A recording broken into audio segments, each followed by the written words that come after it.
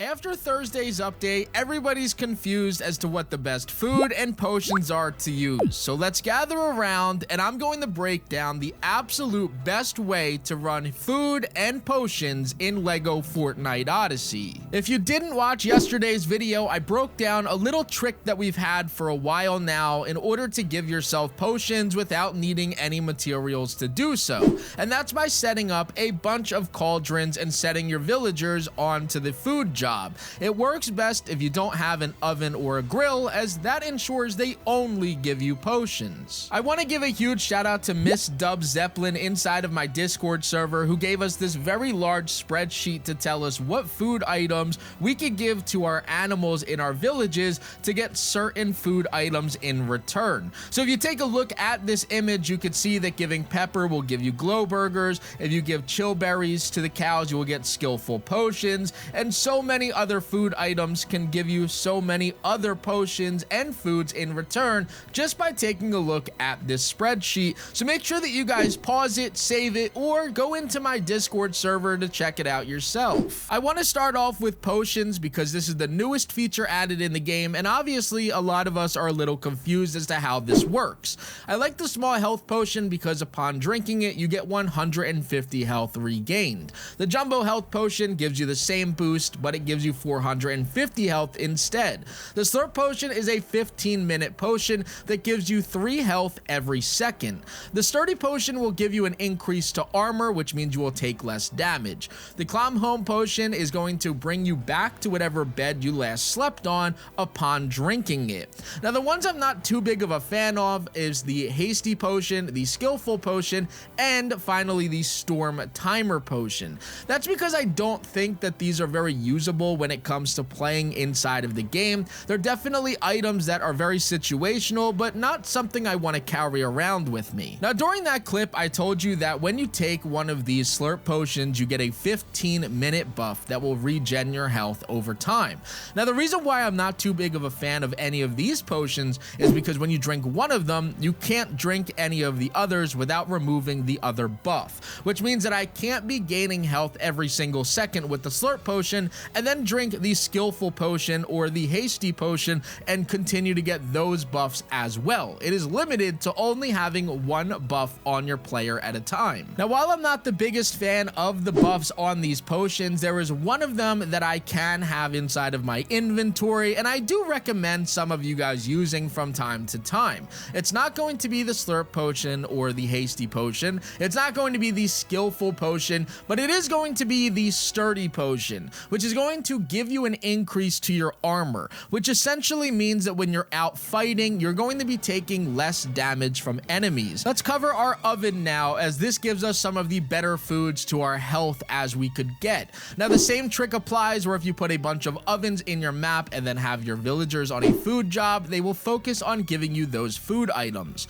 Now, my favorite item is inside of my quick bar, and the ones I will not be using is in my inventory. The Hawaiian pizza gives you an increase to your critical chance, which means that you could do more damage. Your fruit pie will give you better movement speed and damage done with tools, which I think is a little bit unnecessary. Then you're going to have the next type of pizza, which will give you an increase to your max health and critical chance, but that max health increase is only 160 health, and we'll talk about why that's not that great a little bit later on. You're going to get virtually that same boost here when it comes to eating the meat pie. However, instead of a critical chance, the meat pie will give you an increase to stamina, which again isn't the greatest of changes. When it comes to the banana pancake, you don't get a better jump anymore. You're going to get stamina consumption and an increase to your stamina. The butter cake of Immortal is going to allow you to revive yourself in the middle of battle, but we do have a charm for that, so that's not the greatest use of a 15-minute boost. And finally, what replaced bread is going to be cornbread, and this just gives you an increase to your max stamina. So all of those aren't the greatest changes in the world, but the robust pumpkin pie is by far my favorite. It gives you the largest health boost out of any of the items at 240. You're not going to get an increase to stamina or critical chance as some of the other ones offer, but again, to me, we have overpowered weapons. Our stamina is okay. We don't need to be running forever. However, I can make sure that I live a lot longer while I'm out there with an increase of 240 health. I'm not too big of a fan of the food items that come on the grill. However, there are 3 of them that I think are at least somewhat usable for us. When it comes to creating stuff with the grill, that same trick applies, where if you just have that item out there, that is where your villagers will work. A lot of the items that are on the grill are very beginner style items, as the grill is a beginner friendly station. So with that being said, a lot of the items that are on here are just going to give you an increase to stamina, like what you can get with the oven jobs, and is also going to give you some things that you could get yourself from different weapon forges. You can get vampiric on here, reflective, which is a charm. You can get yourself a little bit extra damage when it comes to tools or increased speed. You can get an aura of light, which you could get from fishing inside of the dry valley.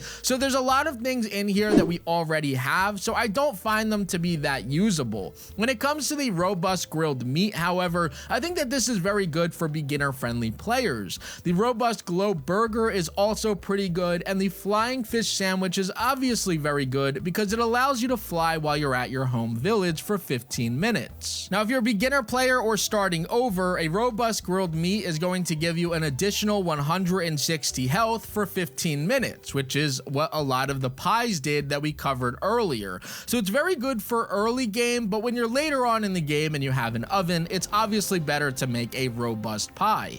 When it comes to the glow burger, I think that this one is pretty good as well because it gives you 160 health, and it also gives you 15 minutes of light, which is 2 boosts on 1 item, and that is going to allow you to run your superhero equipment instead of having to put the illuminator charm in your equipment slot. So I don't think that this one is too bad. However, I still recommend using the pie instead. And the flying fish sandwich is very good for people that are on expert mode. However, if you're somebody on survival, if you're on cozy, or if you're inside of creative, you could just turn flying on, which isn't that difficult. So now let's talk about what the best setup is for us to use while we're just out voyaging out into the wild or going to fight enemies like the Storm King or anybody else. The first thing that I'm going to recommend is having at least 1 fighting item with you. That's going to be my plasma pistols. I'm obviously going to keep that robust pumpkin pie as it gives me 250 health on top of what I already have. I like to stack these small health potions as they give me 150 health each time I drink them, and the clam home item. Now with the 4th inventory slot, there's really anything that you could put in here. A lot of you guys like to run double pistols, even though they patched it a little bit. You could throw in your larger health charms or your larger health potions into this slot if you would like, but what I recommend after this update, if you're enjoying this type of content, is to throw your superhero equipment or attack inside of here. So what I would recommend is having your plasma pistol, your 1 pie, your health potion, and then having the Rift Ripper or the Shadow Caller fighting style inside of there, along with the clam home potion. Having all 5 of these inside of there is by far, in my opinion, the absolute best way for you to play this game right now. It gives you a better maximum health, quick healing with either one of those potions, and a way to get out if you ever need to with that clam home potion. Let me know what you guys are currently running as far as your weapon, your potions, your food, and what superhero class you are enjoying the most down in the comments section. I hope you all enjoyed today's video. Let me know what you guys think of it down below, and as always guys, this was Crafty, and I'm out. Peace. Help me reach 50,000 subscribers by pressing that sub button in the top right. And if you guys haven't already, check out that video in the top left. YouTube thinks that you'll like it a lot. Peace.